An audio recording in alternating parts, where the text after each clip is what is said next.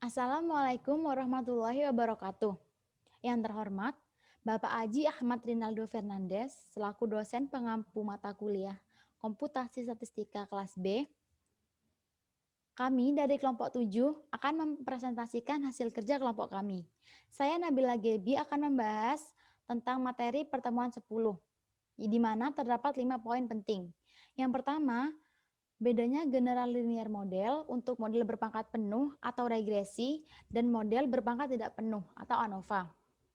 Poin kedua, 3 asumsi utama dalam model, yaitu normalitas, homoskedastisitas, dan linearitas.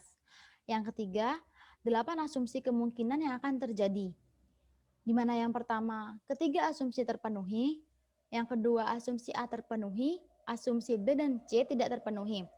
Sampai poin ke-8, di mana ketiga asumsi tidak terpenuhi. Nah, yang keempat, cek problem komputasi statistika dari ketiga asumsi yang tadi. Harapannya bisa membangun model statistika yang fleksibel. Poin yang terakhir, aplikasikan pada data sekunder. Nah, satu kelompok itu terdapat 5 orang, jadi terdapat 5 data sekunder, di mana nanti akan dibantu dengan program R. Nah, yang pertama, bedanya general linear model untuk model berpangkat penuh atau regresi dan model berpangkat tidak penuh atau ANOVA. Nah, bisa kita lihat di sini terdapat 7 perbedaan antara model berpangkat penuh dan model berpangkat tidak penuh. Di mana pada poin yang pertama, pada model berpangkat penuh, variabel prediktor tidak saling berkorelasi atau tidak ada multikolinearitas. Sedangkan pada model berpangkat tidak penuh, variabel prediktornya saling berkorelasi atau terdapat multikolinearitas. Nah, pada poin kedua, pada matriks X transpose X dari variabel prediktor itu merupakan matriks non-singular. Sedangkan pada model berpangkat tidak penuh, matriks X transpose X tadi itu merupakan matriks singular. Nah, pada poin ketiga, determinan matriks X transpose X itu bernilai 0. Tetapi pada model berpangkat tidak penuh, determinan X transpose X itu bernilai 0. Sedangkan pada poin keempat, matriks X transpose X itu memiliki inverse tunggal atau matriks kebalikan khusus. Nah, sedangkan pada model berpangkat tidak penuh, matriks X transpose X itu memiliki inverse banyak atau bisa dikatakan juga matriks kebalikan umum. Nah, pada poin kelima, rank matriks bernilai R, X sama dengan K plus 1, di mana K banyaknya perlakuan. Misalnya perlakuan pada model berpangkat penuh atau regresi ini ada 2 perlakuan. Jadi rank matriksnya itu ada 3, di mana 2 ditambah 1. Nah, sedangkan pada model berpangkat tidak penuh, rank matriksnya itu pasti kurang dari K plus 1. Di mana misalnya perlakuannya 2, jadi rank matriksnya itu bakal bernilai kurang dari 3. Pada poin ke-6, pada model berpangkat penuh itu bentuknya regresi. Tapi pada model berpangkat tidak penuh, itu bisa bentuknya RAL, rancangan acak lengkap, RAK, rancangan acak kelompok, RBSR, rancangan bujur sangkar Latin, ada RAL faktorial, RAK faktorial, RBSL faktorial, dan lain-lain. Ini lebih ke arah rancangan percobaan ya. Nah, yang terakhir, pendugaan parameternya, di mana pendugaan parameter pada model berpangkat penuh itu bernilai beta sama dengan, untuk mencari pendugaan parameternya ya ini, beta sama dengan X transpose X diinverskan dikalikan dengan X transpose Y. Nah, sedangkan pada model berpangkat tidak penuh, pendugaan parameternya itu cara mencarinya beta sama dengan X transpose X min, tadi kan kalau di berpangkat penuh itu min 1. Tapi kalau di pendugaan parameter di model berpangkat tidak penuh, min saja. Atau bisa disebut matriks kebalikan umum. Dikali X transpose Y. Nah, di mana sebelum melakukan ini tuh harus dilakukan reparameterisasi dulu. baru akan ditemukan hasilnya. Saat kita nggak ngelakuin reparameterisasi, tidak akan menjumpai hasilnya. Atau hasilnya itu tidak unik. Nah, yang kedua, 3 asumsi utama dalam model, yaitu normalitas, homoskedastisitas, dan linearitas. Di sini kita mengetahui urutan asumsi utama dalam model itu ada 3 kan. Nah, yang pertama itu linearitas. Jadi kita harus mencari kelinearan data itu. Nah, setelah ditemukan apakah data itu linear, yang kedua dicari normalitasnya. Jadi data itu normal atau tidak. Nah, ketika dua-duanya ini sudah terpenuhi, asumsi yang ketiga yang harus terpenuhi yaitu homoskedastisitas. Nah, akan kita bahas di sini ya. Linearitas. Nah, asumsi ini didahulukan bertujuan untuk melihat adanya hubungan linear antara prediktor dan respon menggunakan uji linear regresi. Misalnya, ini bisa dilihat di samping ya. Ini ada kurva. Nah, kurva ini tuh hubungan antara minat belajar dengan prestasi belajar, di mana hubungan keduanya itu antara variabel X dan variabel Y itu hubungannya linear positif. Nah, pasti itu ada yang tanya, jika asumsi ini tidak terpenuhi ya gimana? Nah, jika asumsi ini tidak terpenuhi, dengan kata lain hubungan antara prediktor dengan respon itu tidak linear, maka sebaiknya itu dilakukan transformasi data dulu atau data itu dianalisis menggunakan regresi nonlinear. Baru diuji ke linearitasnya. Nah, yang kedua, urutan yang kedua itu adalah normalitas. Nah, uji asumsi normalitas ini dilakukan pada residual. Jika asumsi normalitas pada residual terpenuhi, maka asumsi normalitas pada model juga terpenuhi. Terus bagaimana jika tidak terpenuhi uji normalitasnya? Jika tidak terpenuhi uji ini, maka mengindikasikan adanya outlier pada data. Pada data itu pasti biasanya ada outlier ya. Maksudnya outlier tuh data yang melenceng jauh. Misalnya datanya udah berkisar antara 10 sampai 20, tapi ada satu data yang nilainya itu 50. Nah, ini outlier. Terus gimana cara mengatasinya? Nah, cara mengatasinya itu dengan mengkaji ulang outlier. Jika penyebabnya adalah kesalahan dalam pengambilan data, maka outlier bisa dibuang. Tapi jika outlier itu mengandung informasi penting, maka sebaiknya dianalisis menggunakan WLS atau Weight Least Square. Bisa kita lihat ya, ini data normalitas itu berdistribusi normal. Nah, di mana menyebar dari min tak hingga sampai plus tak hingga.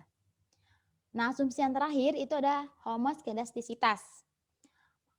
Jadi, sebuah kondisi di mana varian dari residual bersifat konstan atau tetap dan identik untuk semua pengamatan. Nah, untuk menguji homoskedastisitas ini dapat digunakan uji Glasser, uji Park, uji White, uji Spearman, dan lain-lain. Nah, bagaimana jika uji asumsi ini tidak terpenuhi? Jika uji asumsi homoskedastisitas ini tidak terpenuhi, maka biasanya tentu sama seperti uji normalitas, adanya outlier, terindikasi adanya outlier. Nah, gimana caranya? Biasanya cara penanganannya itu dilakukan kajian ulang terhadap outlier. Jadi sama ya, sama kayak yang normalitas. Jika penyebab outlier itu karena kesalahan dalam pengambilan data, maka outlier bisa dibuang. Tetapi jika outlier itu mengandung informasi penting, nah sebaiknya dilakukan analisis menggunakan WLS atau Weight Least Square. Bisa dilihat ya ini gambar di samping. Nah, itu bisa dilihat kalau data-datanya itu homogen. Jadi datanya itu memenuhi asumsi homoskedastisitas. Nah, untuk materi selanjutnya akan dijelaskan oleh teman saya.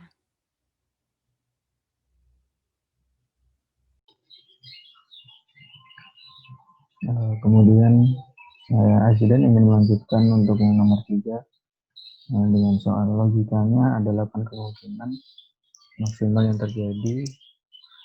Yang pertama, ketiga asumsi terpenuhi, kedua asumsi A terpenuhi, asumsi B, C tidak dan seterusnya sampai dengan ke-8 ketika asumsi tidak terpenuhi. Bagaimana penjabarannya? Untuk yang pertama, ketika asumsi tidak terpenuhi, model bersifat linear, normal, berlaku homogeneitasitas, uji regresi linear bisa diterapkan pada model ini. Kemudian yang kedua, untuk asumsi A terpenuhi dan asumsi BC tidak terpenuhi. Model ini bersifat linear, namun tidak memenuhi asumsi normalitas dan homogeneitasitas. Untuk yang ketiga, asumsi A dan B terpenuhi, sedangkan C tidak. Model bersifat linear dan memenuhi asumsi normalitas, namun tidak memenuhi asumsi homogeneitasitas. Kemudian asumsi A terpenuhi, B tidak, dan asumsi C terpenuhi. Model bersifat linear dan memenuhi asumsi homogeneitasitas, namun tidak memenuhi asumsi normalitas. Yang selanjutnya, asumsi A tidak terpenuhi, B terpenuhi, dan asumsi C tidak terpenuhi. Model memenuhi asumsi normalitas namun tidak bersifat linear dan tidak memenuhi asumsi homogeneitasitas. Selanjutnya, asumsi A tidak terpenuhi dan asumsi BC terpenuhi. Model memenuhi asumsi normalitas dan homogeneitasitas namun tidak bersifat linear. Yang selanjutnya, asumsi A dan B tidak terpenuhi dan C terpenuhi. Model memenuhi asumsi homogeneitasitas namun tidak bersifat linear dan tidak memenuhi asumsi homogeneitasitas. Yang terakhir, untuk ketiganya tidak terpenuhi, model tidak bersifat linear dan tidak memenuhi asumsi normalitas dan homogeneitasitas. Selanjutnya untuk nomor 4, cek problem komputasi statistika dari ketiga asumsi di atas. Harapannya bisa membangun model statistika yang fleksibel. Jika di dalam ketiga uji tersebut didapat asumsi yang tidak terpenuhi, maka dapat dilakukan beberapa perlakuan terhadap data tersebut, antara lain dengan transformasi log dan transformasi Bostock. Dapat mengidentifikasi eksponen yang dapat digunakan untuk mengubah data dengan membuat terlebih dahulu kerangka datanya. Misalnya data X ditulis dalam coding char, yaitu Bostock variabel X. Kemudian untuk nomor 5, aplikasikan pada data sekunder. Satu kelompok punya banyak data sekunder sesuai dengan jumlah kelompok. Syukur-syukur langsung dimasukkan aplikasi program R. Kemudian untuk datanya yaitu dengan jumlah anggota kelompok yaitu 1 sampai 5. Kemudian X itu bernilai 12, 31, 21, 34, dan 52. Untuk data 2 yaitu bernilai 1, 2, 4, 5, dan 20. Kemudian learnRect, kemudian X menyebar data plus data 2. Kemudian dipanggil, menghasilkan koefisien intercept-nya 10,5642, kemudian datanya 4,5029, data 2-nya 0,9261. Kemudian kita mencari summary dan menghasilkan residual sebagai berikut. Koefisien dan residual standard error-nya 8,786. Kemudian untuk F statistiknya 4,868 dan p-value-nya 0,1704. Kemudian untuk tugas P11 akan dijelaskan oleh Alia.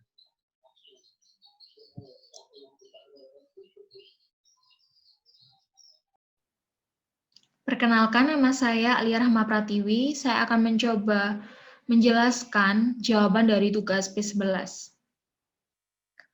Nomor 1. Logika berpikir dari ACF dan BACF serta uji signifikansi koefisien ACF dan BACF. ACF menghitung korelasi T dan T plus K, namun masih memperhitungkan nilai-nilai yang ada di antaranya secara keseluruhan data. Sedangkan BACF menghitung korelasi secara parsial antara nilai T dengan nilai T plus K tanpa dipengaruhi nilai-nilai di antaranya. Untuk membuat plot ACF dan BACF dapat menggunakan bantuan software R dengan sintaks ACF buka kurung data tutup kurung, BACF buka kurung data tutup kurung. Nomor 2, estimasi parameter model sederhana di autoregression atau AR, moving average atau MA, dan ARMA.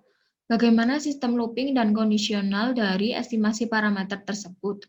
Untuk mengestimasi parameter, kita dapat menggunakan metode Moment, MKT, dan MLE. Pada model ARIMA terdiri dari P yang merupakan ordo dari autoregresif atau AR, P, D merupakan diferensiasi, dan Q merupakan ordo dari moving average atau MAQ. Pendugaan parameter dapat dilakukan apabila kita sudah mengeplot ACF dan BACF. Estimasi parameter dapat dilakukan menggunakan software R dengan sintaks ARIMA buka kurung TS buka kurung data buka kurung tutup kurung tutup kurung tutup kurung, order sama dengan C input $P, input $D, input $Q, tutup kurung, include min sama dengan false, include drift sama dengan false, bias sama dengan false, method sama dengan ML, tutup kurung. Di mana input $P adalah nilai AR, input $D adalah nilai div, dan input $Q adalah nilai MA. Setelah melakukan pendugaan parameter, kita dapat melanjutkan dengan diagnostik model dengan melihat 3 aspek, yaitu autokorelasi sisaan, sebaran normal sisaan, dan model layak lebih dari 1 menggunakan AIC. Uji normalitas. Hipotesisnya adalah H0, residual berdistribusi normal, H1, residual tidak berdistribusi normal. Uji yang dapat digunakan diantaranya adalah Shapiro-Wilk, Kolmogorov-Smirnov, Lilliefors, Anderson-Darling, Kiki-Plot, dan Jarque-Bera. Sedangkan white noise, hipotesisnya adalah H0 tidak ada autokorelasi pada residual, H1 ada autokorelasi pada residual. Di dalam error atau residual, jika ada autokorelasi maka masih ada informasi pada error atau residual. Tidak ada autokorelasi pada residual dengan batas plus minus 2/n pada plot ACF residual. Uji Aljung-Box. Q sama dengan N plus 2 dikali penduga R1 kuadrat per N-1 plus penduga R2 kuadrat per N-2 plus titik-titik hingga plus penduga RK kuadrat per N-K. Q menyebar secara Q-square dengan dB N-P min Q. Signifikansi parameter. Hipotesisnya adalah H0, parameter tidak signifikan, H1, parameter signifikan. Statistik uji, T sama dengan penduga theta per SE penduga theta.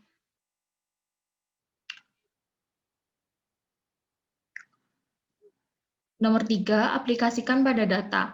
Boleh data aktual, boleh data rekaan atau simulasi. Kelompok kami mencoba membuat data rekaan di mana data yang kami buat adalah data penjualan sepatu di toko A pada tahun 2008 hingga tahun 2010. Dan di sini merupakan data yang kami buat di Excel dengan file ekstensi CSV.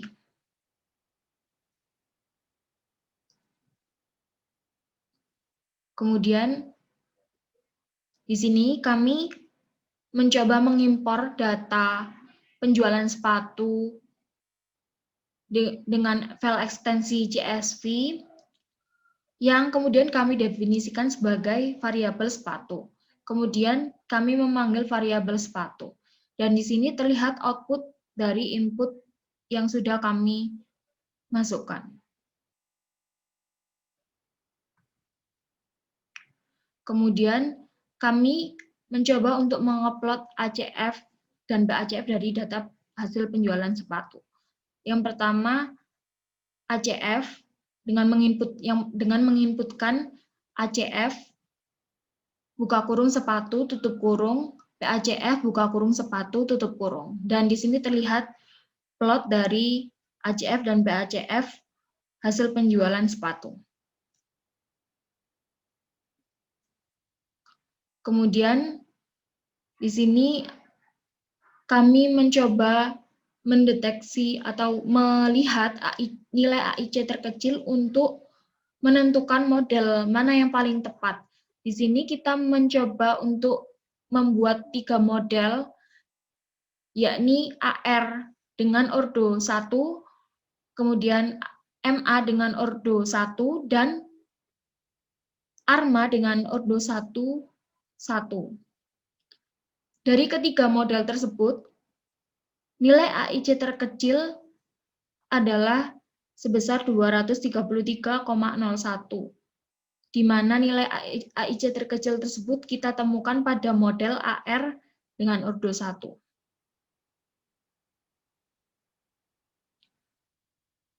Dengan menggunakan model 1, yakni AR ordo 1, kita akan menggunakan residual model 1 dan didefinisikan sebagai residual, dan kemudian kita akan mengeplot residual model 1 tersebut. Dan di sini terlihat output dari residual tersebut. Output dari hasil plot residual tersebut. Kemudian kita akan melakukan uji normalitas residual dan uji independensi koefisien korelasi dengan menggunakan residual pada model 1. Untuk melakukan uji normalitas residual, kita menggunakan uji Shapiro-Wilk dengan menginputkan data, dengan menginputkan sintaks yakni Shapiro.test dalam kurung residual. Dan untuk uji independensi koefisien korelasi, kita akan menginputkan sintaks box.test dalam kurung residual, type Ljung. Dan di sini terlihat output dari uji normalitas residual dan uji independensi koefisien korelasi, di mana pada uji normalitas residual nilai p-value-nya adalah sebesar 0,2375, yang di mana nilai p-value tersebut lebih besar dari 0,05. Maka kita menerima H0. Maka dapat dikatakan bahwa residual pada model 1 berdistribusi normal. Kemudian pada uji independensi koefisien korelasi, kita menemukan bahwa nilai p-value-nya adalah sebesar 0,3876, yang dimana nilai p-value tersebut juga juga lebih besar daripada 0,05, sehingga kita dapat mengatakan bahwa nilai model residual pada model 1 tersebut tidak ada autokorelasi.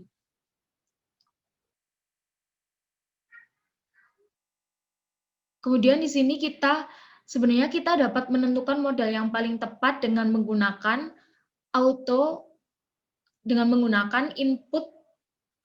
input berikut ini. Yang pertama, kita menginputkan sintaks library dalam kurung forecast, dan yang kedua kita menginputkan sintaks auto.arima dalam kurung sepatu, sehingga dapat dimunculkan hasil output seperti ini, di mana model AR dengan ordo 1 merupakan model yang paling tepat untuk menggambarkan data penjualan sepatu.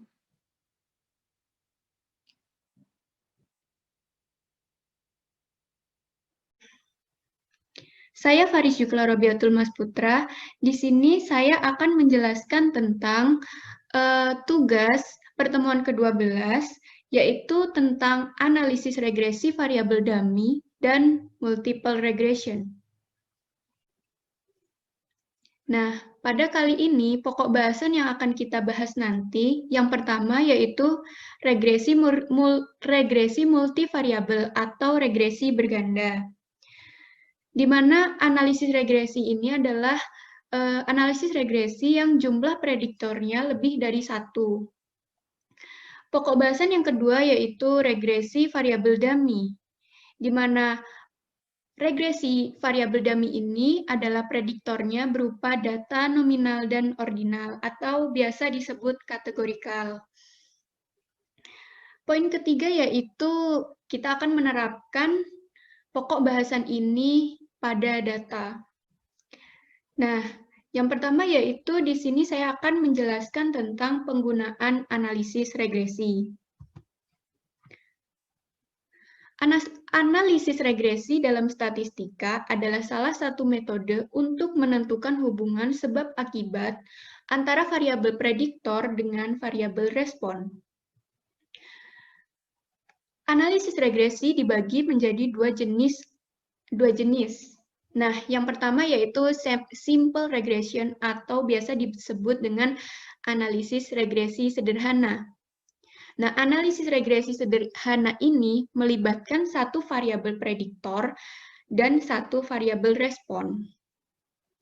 Jenis yang lain yaitu multiple regression atau biasa disebut dengan analisis regresi berganda. Analisis regresi berganda melibatkan lebih dari satu prediktor dan satu respon. Ada 3 poin dalam analisis regresi berganda. Yang pertama yaitu dilihat dari sisi variabel. Nah, pada regresi berganda ini, variabelnya terdiri dari satu variabel respon dan menggunakan lebih dari satu variabel prediktor atau mungkin 2 atau lebih variabel prediktor. Nah, apa sih yang bisa kita lihat dari analisis regresi berganda ini?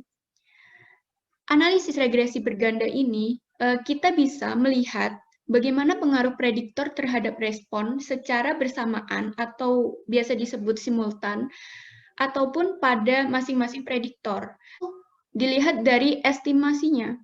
Metode estimasi ini bisa menggunakan OLS dengan memenuhi asumsi normalitas, linearitas, dan homogenitas, dan asumsi-asumsi regresi linear lainnya. Pembahasan selanjutnya yaitu regresi variabel dummy.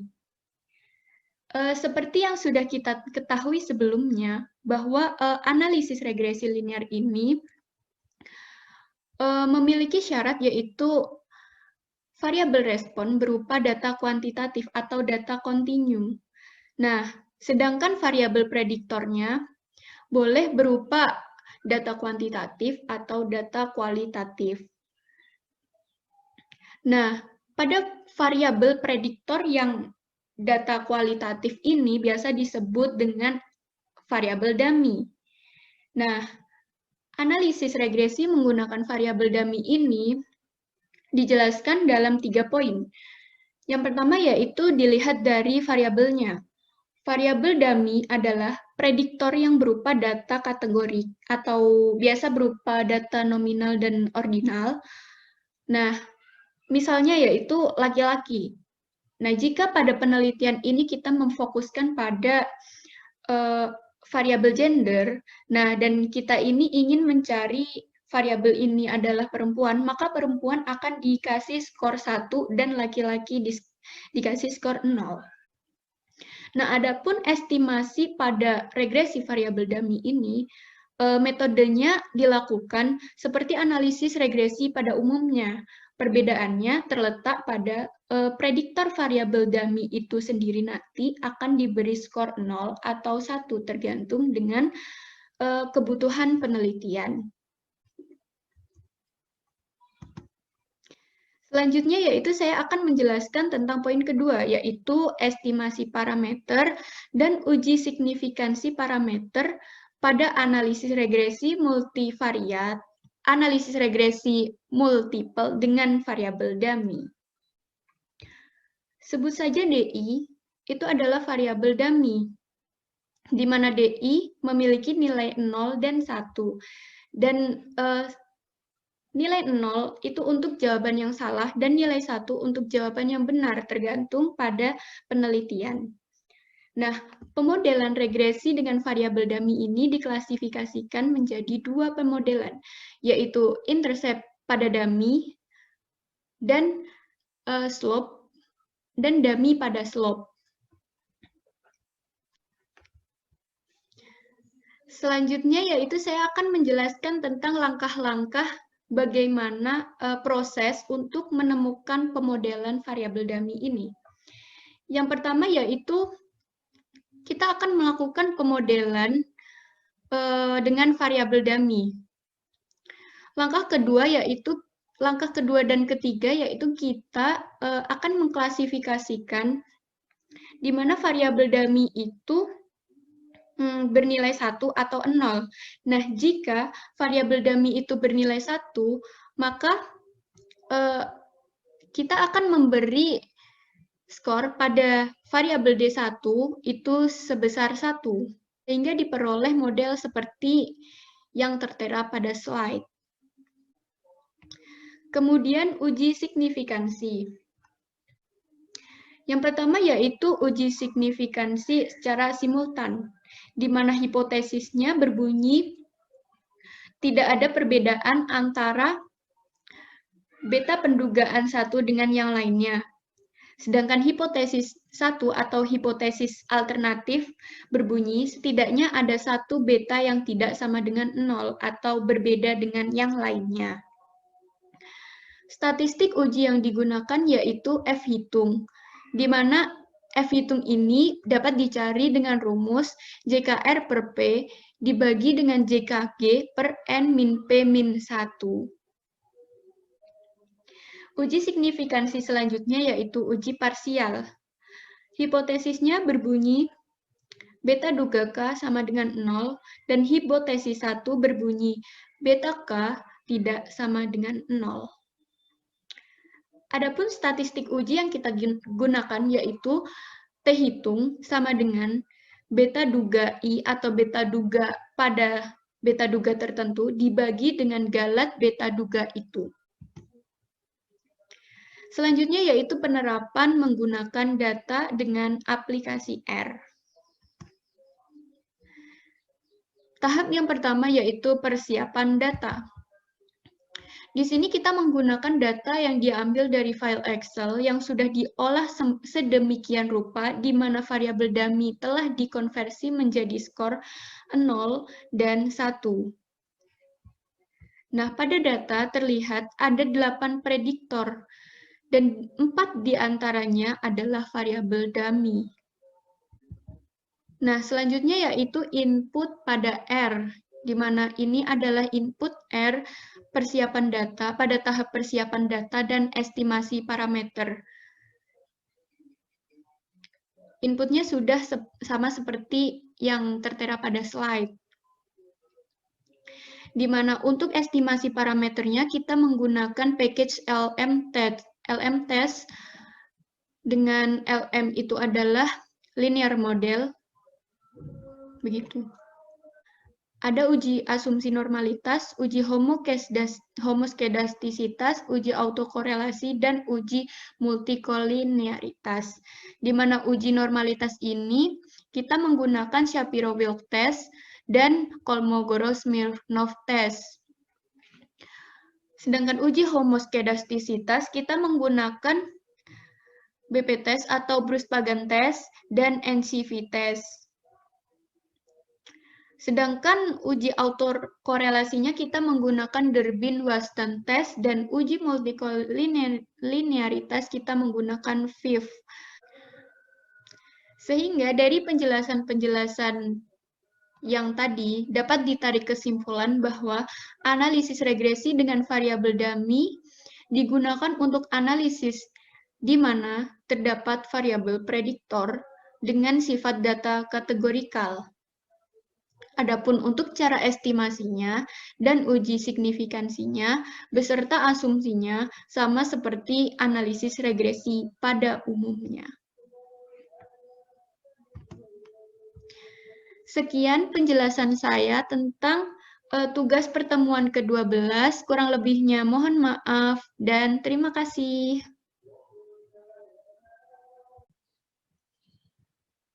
Ya, Assalamualaikum warahmatullahi wabarakatuh. Terima kasih atas waktu yang telah diberikan kepada saya. Sekali lagi perkenalkan, nama saya Leon Harostudion. Saya merupakan bagian dari kelompok 7 kelas komputasi statistika B yang diajar oleh Pak Aji. Di sini saya akan menjelaskan tentang pertemuan 13 di mana berisi tentang pertama multiple regression, Markova, dan PCA nonlinear. Yang kedua adalah output yang diberikan. Yang pertama, multiple regression Markova, PCA atau EVA nonlinear. Pada dasar penggunaan multiple regression. Analisis regresi linear berganda adalah pengembangan dari analisis regresi linear sederhana di mana terdapat lebih dari satu variabel independen X. Analisis ini digunakan untuk melihat sejumlah variabel independen X1, X2 sampai dengan XK terhadap variabel Y berdasarkan nilai variabel-variabel independen X1, X2 dan sampai dengan XK. Regresi berganda digunakan untuk menganalisis hubungan kausal beberapa variabel bebas X terhadap satu variabel tergantung Y atau P. Model untuk multiple regression. Dapat kita lihat model untuk multiple regression adalah sebagai berikut, di mana Y atau P sama dengan A plus B1X1 ditambah B2X2 sampai dengan BNXN plus E, atau error atau galat. Dengan nilai Y atau P adalah nilai yang diramalkan, A adalah konstanta atau intercept, B1 adalah koefisien regresi atau slope untuk X1, X1 adalah variabel bebas X1, B2-nya koefisien regresi atau slope untuk X2, X2 adalah variabel bebas X2, Bn adalah koefisien regresi atau slope untuk Xn, Xn adalah variabel bebas Xn, dan E adalah nilai residu. Markova, dasar penggunaan. Markova merupakan perluasan dari ANCOVA, di mana ANCOVA merupakan perpaduan antara ANOVA dan regresi. Markova adalah analisis covariance dengan lebih dari satu variabel terikat. Analisis ini digunakan untuk melihat sejumlah variabel independen X1, X2 sampai dengan XK terhadap variabel independen Y berdasarkan nilai variabel-variabel independen X1, X2 sampai dengan XK. Dalam Markova terdapat variabel konkomitan atau covariat yang dianggap sebagai variabel bebas dan haruslah berskala rasio atau interval. Adanya covariat bertujuan untuk menghilangkan pengaruh dari faktor percobaan yang tidak dapat dikontrol dan mengurangi galat varians. Selanjutnya, dengan demikian tujuan dari Markova adalah mengetahui apakah terdapat perbedaan pengaruh perlakuan dari faktor atau grup terhadap variabel terikat setelah disesuaikan dengan covariat. Objek Markova satu arah dengan dua covariat terdiri dari satu faktor dengan perlakuan dengan masing-masing melibatkan dua covariat pada setiap observasi. Model Markova satu arah dengan dua covariat merupakan perpaduan antara model regresi linear multivariat dengan MANOVA. Menurut Rancher, model Markova satu arah dengan dua covariat diluluskan sebagai berikut. Dengan nilai B adalah matriks B11 atau beta 1 sama dengan beta P1 dan beta 12 sampai dengan BP2. Dengan YKI adalah hasil observasi KI pada perlakuan ke K, mu rata-rata keseluruhan, tau K adalah pengaruh perlakuan ke K, XKI adalah nilai kovariat KI pada perlakuan ke K, dan galat KI adalah nilai galat pada pengamatan KI pada perlakuan ke K. Model Markova di slide sebelumnya terdapat syarat yang harus dipenuhi, yaitu sebagai berikut, dapat Anda lihat, dan mempunyai bentuk model regresi linear sebagai berikut.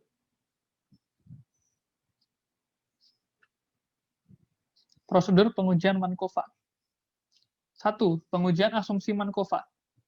Sebelum melakukan uji hipotesis Markova, terdapat 5 asumsi yang harus terpenuhi, yaitu yang pertama ada hubungan linear antara variabel terikat dan variabel konkomitan, koefisien bidang regresi antara perlakuan homogen, independensi objek pengamatan, variabel terikat berdistribusi normal multivariat pada setiap perlakuan, dan matriks varians covariance homogen antar perlakuan.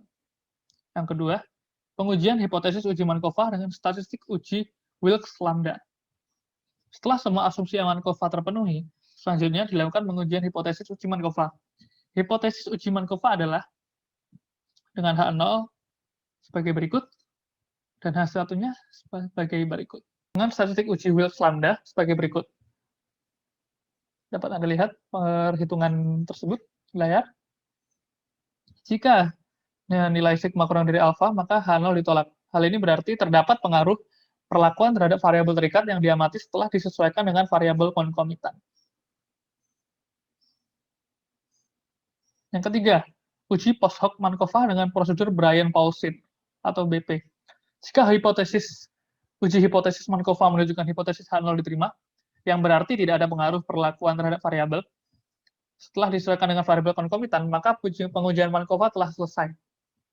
Jika H0 ditolak, atau yang berarti ada pengaruh perlakuan terhadap variabel terikat setelah disesuaikan dengan variabel konkomitan, maka dilakukan uji post hoc Markova atau disebut juga uji lanjut. Uji post hoc yang digunakan adalah prosedur Bryan-Paulson.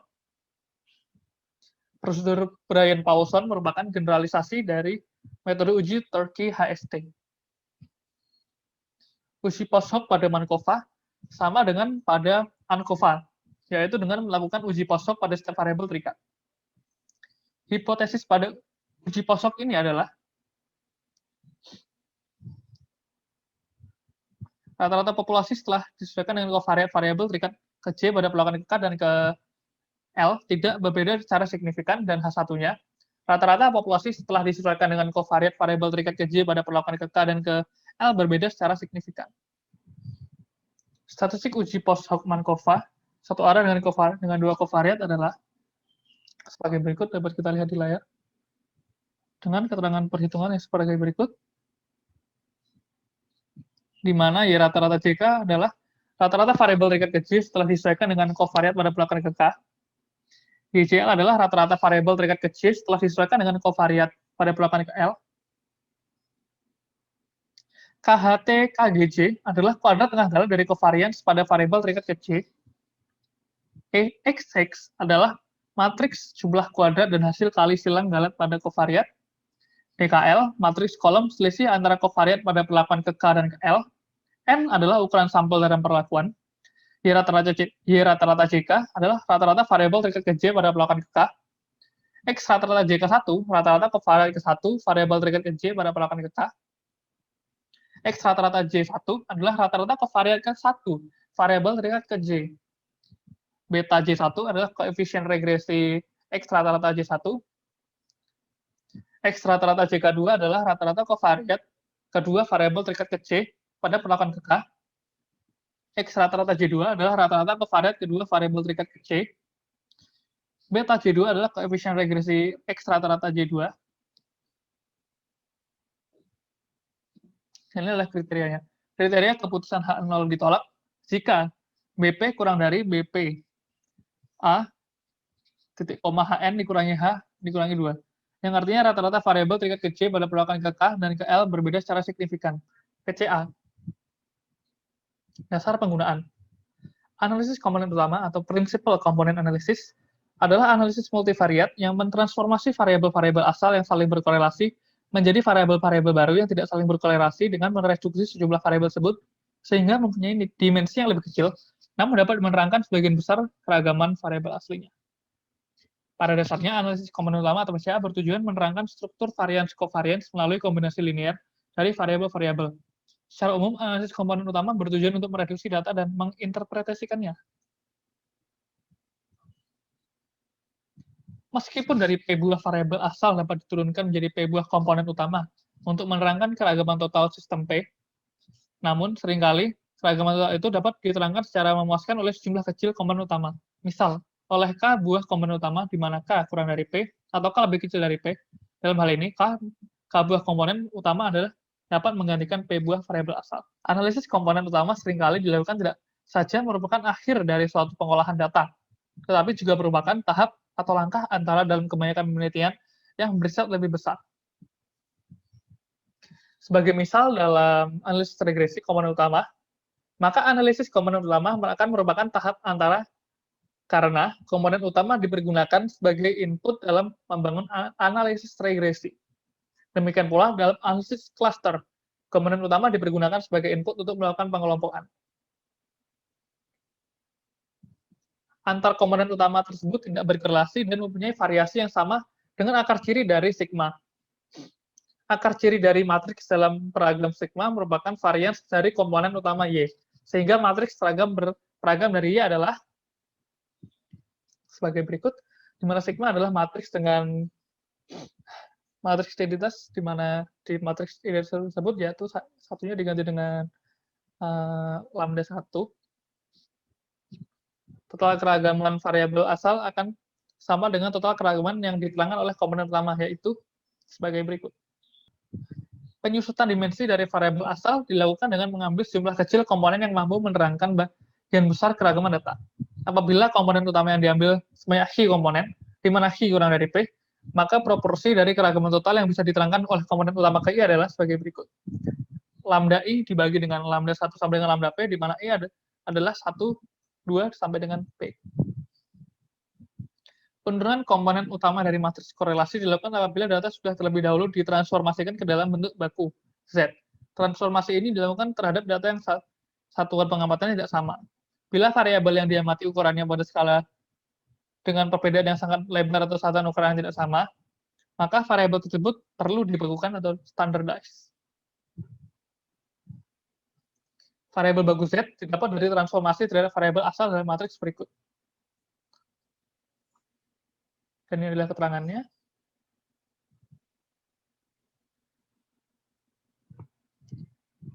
V berpangkat setengah adalah matriks simpangan baku dengan unsur diagonal utama adalah AII pangkat setengah dengan sedangkan unsur lainnya adalah 0.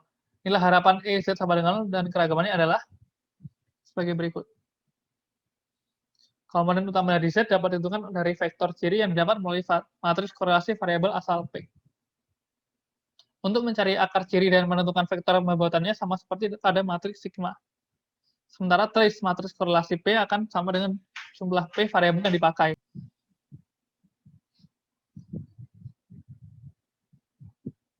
Nah, komponen di sini dijelaskan yaitu pada di mana rumus seperti ini. Komponen utama pertama adalah kombinasi linear terbobot dari variabel asal yang dapat menerangkan keragaman terbesar, dan komponen kedua adalah kombinasi linear terboboti dari variabel asal yang tidak berkorelasi dengan komponen utama pertama, serta memaksimumkan sisa keragaman data setelah diterangkan oleh kelompok komponen utama pertama. Hal ini berkesinambungan sama dengan YC. Dan yang kedua, output yang diperoleh.